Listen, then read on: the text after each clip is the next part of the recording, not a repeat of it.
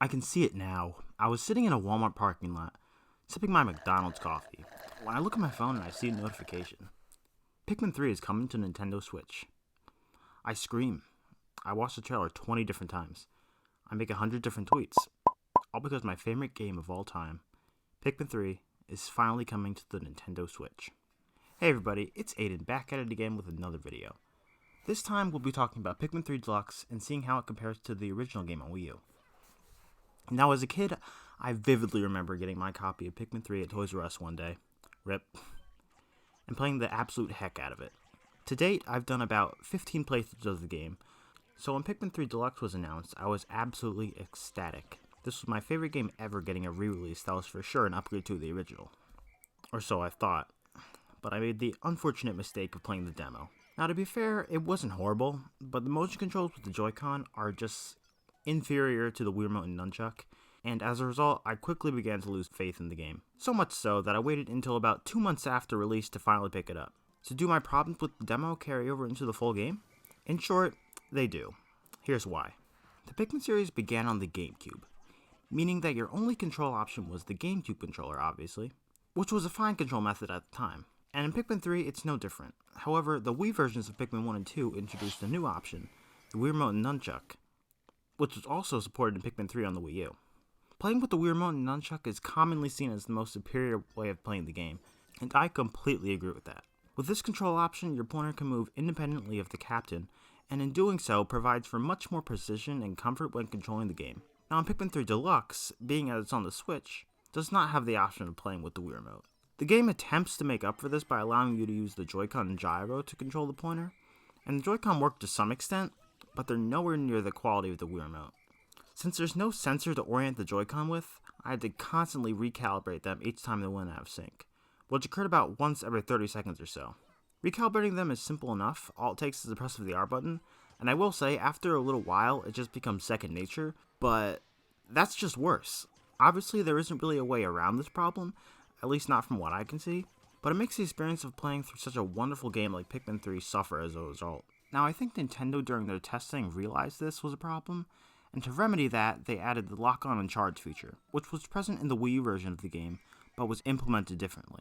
This feature I have a love-hate relationship with. In the Wii U version, when you locked onto a target and charged it, it would send all your Pikmin towards the target. What's different in the Switch version is that when you charge it, it only sends the type of Pikmin that you have selected, which is quite annoying when you're trying to charge every color towards a target because you have to just keep spamming the X button until they're all charged. I don't know the first thing about game design, but I also don't understand why they couldn't have just added another option to use the old style of charging, or just add a button so you can charge every Pikmin color at once. But the main problem with all these fixes is that they only treat the symptoms and not the source. Like I said, I can't blame the game for the Joy-Con not having a sensor bar, but I wish that they wouldn't go out of sync so easily. It really dampens the experience when you know how good it used to be. Now the difficulty in this game is a completely different story. Pikmin 3 was always a relatively easy game, but this time around, I think they made it even easier. And no, I'm not talking about the newly introduced normal mode, which makes the days even longer as well as enemies having significantly less health than before. Of course, I don't have a problem with them making the game easier. I think that's great they can do. It provides more accessibility to players who might not be as good at the game, and it just adds it allows for more diversity of players. What irks me about this is that the only harder mode added is the Ultra Spicy mode, which limits you to 60 Pikmin, makes the day shorter, gives enemies more health, and to top it off, you get less juice from fruit.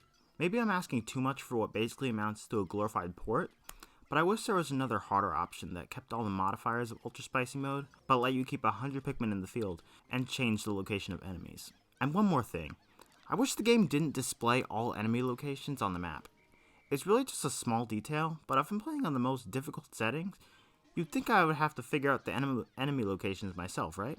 I may just be one of those crazy people who likes this punishing spontaneity of Pikmin 2, but I think it was really unnecessary for Nintendo to go out of their way to make a game that was already fairly easy to begin with, even easier. That's just my opinion though, and you're free to think whatever you want. So one new element added in Pikmin 3 Deluxe was the addition of the side stories starring Olimar and Louie. I'm not going to go too in-depth on these because I think I want to save them for another video, but I will say that I really like how they're executed. I was a bit disappointed when I found out that they're basically just extra mission mode levels, but after playing them, they weren't all that bad. What I really wanted was a mini campaign that takes a flexible number of days to complete. Honestly though, I didn't really mind that they weren't exactly what I wanted. Just playing as Almar and Louis again was enough to satisfy me, and I'd like to believe that those resources are being put towards Pikmin 4 instead, if that game is even real in the first place. In the end though, I think they're a really nice addition to the base game. However, I wouldn't buy the game just for the side stories. In all, they only add about 2 to 3 hours worth of extra content, so if your only reason for being interested in the game is the side stories, I wouldn't bother buying it just for them. Just watch a YouTube walkthrough instead. Alright. I didn't think I'd go on for this long, or be this negative for that matter, but you gotta be tough on things you love, I guess. Anyways, despite my issues with the game, I still loved playing through it again. I'm not a fan of all the changes and additions Nintendo made, but at the same time, I can't realistically see myself going back to the Wii U version. There's so many quality of life changes in this version of the game that, while I think they can take a bit to get used to, they make the game better overall.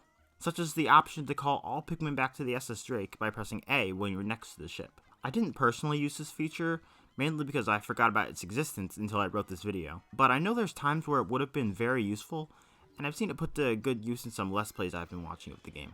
And if it isn't already clear, I definitely recommend this version over the original to both new players as well as returning players from the Wii U version.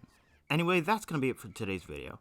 It's a bit of a different video, but I really enjoyed making this, and if you guys want more Pikmin content, I'm definitely down to make more of these videos. Thanks for watching, and I'll catch you later.